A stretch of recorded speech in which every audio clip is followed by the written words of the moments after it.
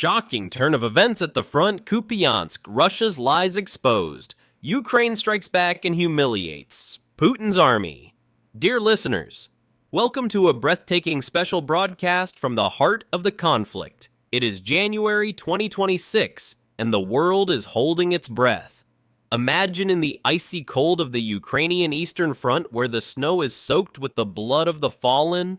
A drama is unfolding that is tearing Russian propaganda to pieces.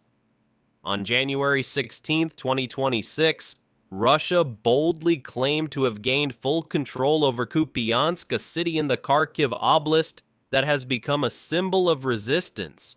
But wait, that was nothing but a shameless lie, a desperate farce to conceal Putin's catastrophic failures.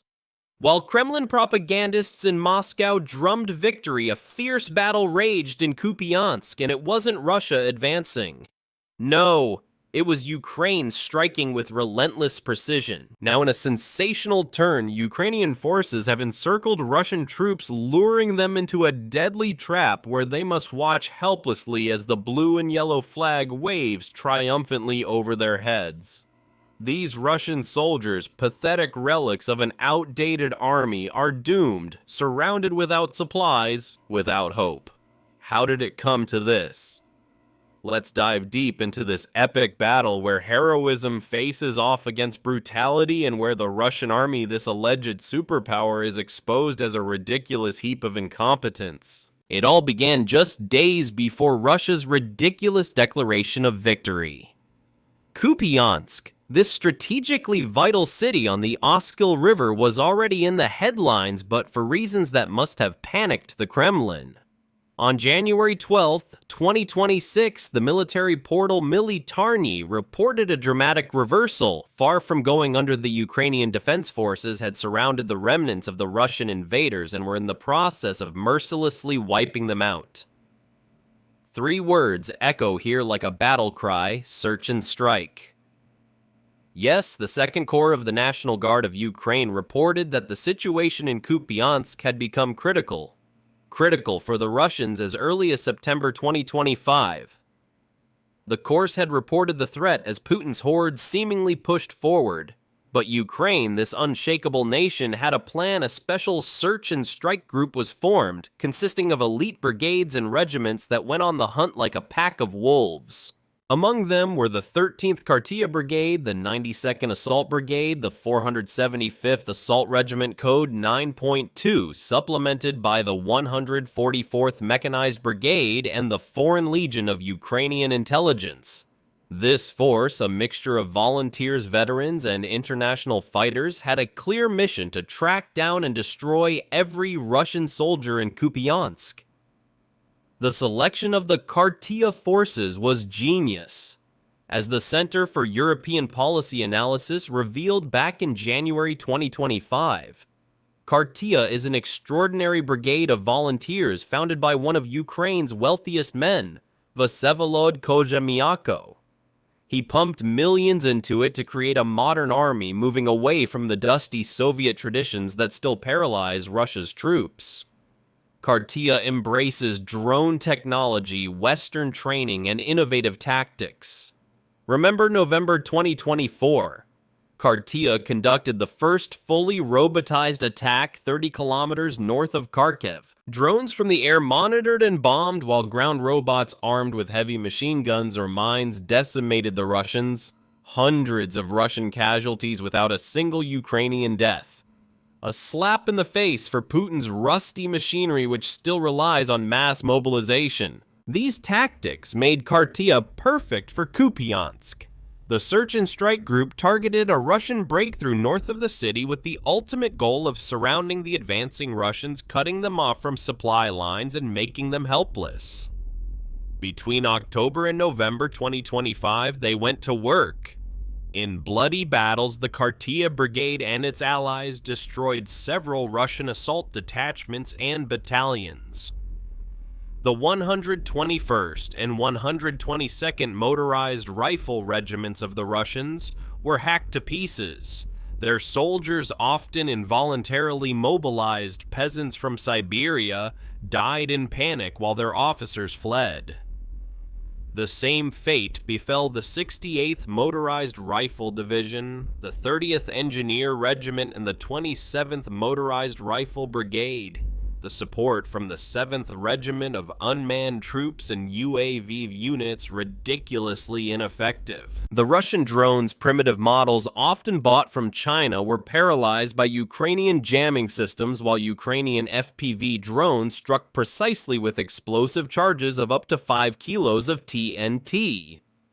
One by one, the Russians fell over 1,000 dead by Khartiia units alone between September 22nd and January 12, 2026, and those are only the confirmed numbers. Rumors from Russian sources speak of desertions of soldiers throwing away their weapons and surrendering to escape the slaughterhouse. The Ukrainian breakthrough toward the Oskol River north of Kupiansk was the hammer blow.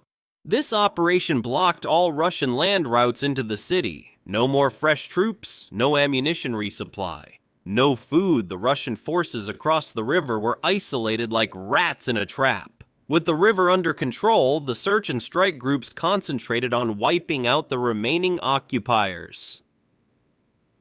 The 13th Khartiia Brigade alone liberated the village of Radkivka near Kupiansk, clearing the surrounding forests of Russian sniper nests. Brutal close-quarters combat man-to-man where Ukrainian soldiers dragged the invaders out of their holes with bayonets and grenades. In the northern part of Kupiansk, they surrounded dozens of houses that the Russians had infiltrated. Without backup, the Russians died agonizingly. Many were buried alive in their hiding places when Ukrainian artillery struck with 155mm shells guided precisely by drone reconnaissance. The other units shone just as brightly. The 475th Assault Regiment Code 9.2 captured Kindrashivka and the surrounding forests, supported by the 4th Battalion of the 92nd Brigade. Together, they prevented a Russian encirclement attempt, a counterattack where Russian T-72 tanks got stuck in minefields and were turned into fireballs by Ukrainian Javelin missiles. Over 200 Russian tank wrecks now line the front, a graveyard of Russian arrogance. The 125th Separate Heavy Mechanized Brigade, known as the Skala Regiment, liberated the Yubileyny district of Kupiansk.